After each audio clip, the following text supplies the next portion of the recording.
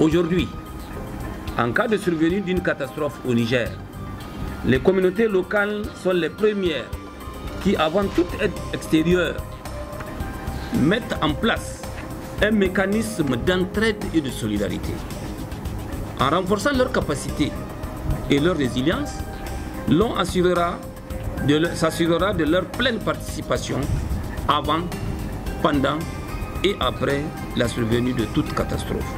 Car elles sont les mieux placées pour savoir ce qui doit être fait pour réduire ces risques. Les objectifs de l'atelier, c'était d'abord de former les praticiens de la gestion axée sur les résultats à base communautaire, qui est l'institutionnalisation et la durabilité de la gestion à base communautaire, permettre également de mutualiser leurs expériences sur la pratique, mais également et surtout de mieux maîtriser l'outil, les différentes étapes et comprendre à travers notre livre des recettes publié récemment par le réseau global des organisations de la société civile sur la réduction des risques de catastrophes, les GNR.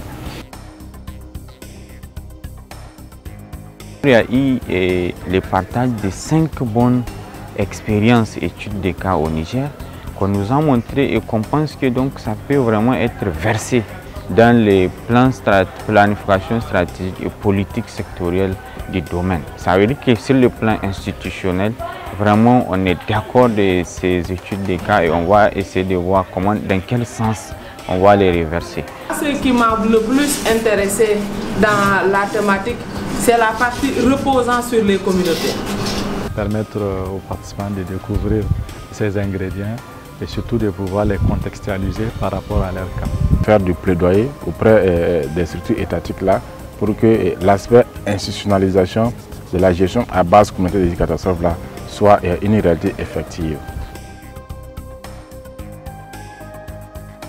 L'information est là, le dispositif est mis en place.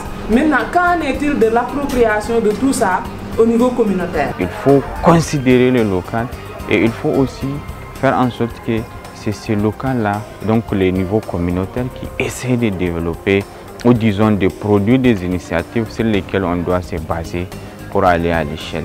On veut que les organisations communautaires de base même prennent les actions pour que les activités soient durables, soient pérennes sur le terrain. Nous sommes tous accordés que tant qu'il n'y a pas d'inclusivité, il ne peut pas y avoir de pérennité. Tant qu'il n'y a pas d'efficacité, il ne peut pas avoir de pérennité.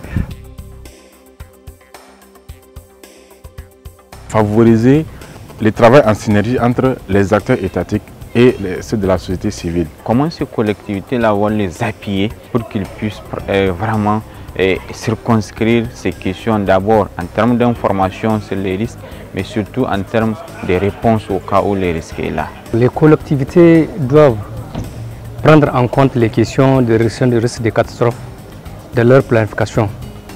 Ils doivent de ce fait aussi former les communautés à tout ce qui est la notion, tout ce qui est la prise en compte de ces risques-là.